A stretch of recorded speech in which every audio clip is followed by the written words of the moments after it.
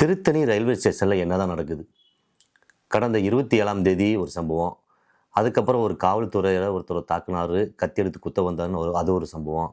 இப்போ திருத்தணி ரயில்வே ஸ்டேஷனில் லாஸ்ட்டில் ஒரு பட்டுப்புடவை வியாபாரி, அவர் பாட்டு ஜமால் என்பவர் அவர் பாட்டு நின்றுருக்காரு.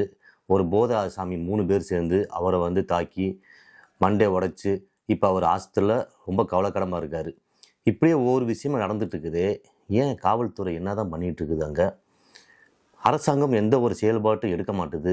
இதுக்கு ஏதாச்சும் ஒரு முடிவும் தெரிய மாட்டுது. ஒவ்வொரு விஷயமும் இப்படி நடந்துக்கிட்டு இருந்தால் நம்ம எப்படி தைரியமாக ஒரு ரயில்வே ஸ்டேஷனுக்கு போகிறது, அடுத்தடுத்து நம்ம எந்தெந்த ஊருக்கு போகிறதுன்னு நம்மளே கேட்டுக்க வேண்டியதாக இருக்குது. நம்ம தனியாக இப்போ போகிறோம், நமக்கு இப்படி ஒரு சம்பவம் ஏதாச்சும் ஒரு நாட்டில் ஏதாச்சும் ஒரு ஊர்லேயோ நடந்துச்சுன்னா நமக்கு பின்னாடி நம்மளோட குடும்பங்கள் எவ்வளோ பாதிக்கப்படும்? ஏன் இதை யாருமே எதுக்கு ஒரு கேள்வி கேட்கவும் மாட்டுறாங்க? காவல்துறை அசால்ட்டாக இருக்குதா?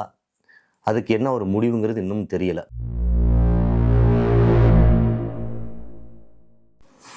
அங்கே உள்ள இளைஞர்கள் போதைப் பொருள் அதிகமாக பயன்படுத்துகிறாங்க. ப்ளஸ் ஆயுதங்களும் அளவுக்கு அதிகமாக இருக்குது. அது பொதுமக்கள் ஒவ்வொரு வீடியோவை பார்க்குறப்ப பொதுமக்கள் ரொம்ப அச்சத்தில் இருக்கிறாங்க. ரோட்டில் நடந்து போகிறதுக்கே அவ்வளோ பயப்படுறாங்க. ஏன் இந்த மாதிரி நடந்துட்டு இருக்குது? ஒருவேளை பக்கத்தில் உள்ள ஆந்திராவிலேருந்து நிறையா விஷயம் அங்கேருந்து வருதுன்னு கேள்விப்படுறோம். ஆனால் தெரியலை. ஆனால் பொதுமக்கள் சொல்கிறாங்க, ஒவ்வொரு வீடியோவில் சொல்கிறாங்க. அதுக்காக என்ன காவல்துறை என்ன நடவடிக்கை எடுக்க போகிறாங்கன்னு தெரியலை. ரயில்வே காவல்துறையும் சரி, நம்மளுடைய தமிழ்நாட்டு காவல்துறையும் சரி, எல்லா இடத்தையும் கொஞ்சம் சோதனை பண்ணுங்கள்.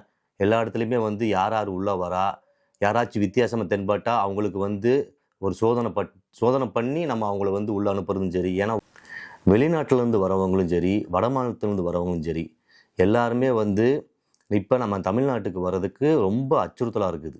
ஏன்னா இப்போ இந்த நியூஸ் சூராஜ் விஷயம் இந்தியா முழுவதும் சமூக வலைத்தளங்களில் அவ்வளோ பரவி இருக்குது. அதனால் காவல்துறை தகுந்த நடவடிக்கை எடுக்கணும், மக்களுக்கு பாதுகாப்பு கொடுக்கணும். அதை காவல்துறை ஆகிய நீங்கள் தான் ஒரு தகுந்த நடவடிக்கை எடுத்து மக்களுக்கு வெளிப்படுத்தி கொடுக்கணும்.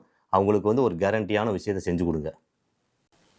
இந்த சூராஜ் விஷயத்தில் கூட அந்த 4 பேர் கைது செய்யப்பட்டப்போ அந்த 4 பேருமே எந்த ஒரு போதைப் பொருள் எடுக்கலைன்ட்டு காவல்துறை விளக்கம் சொல்கிறாங்க.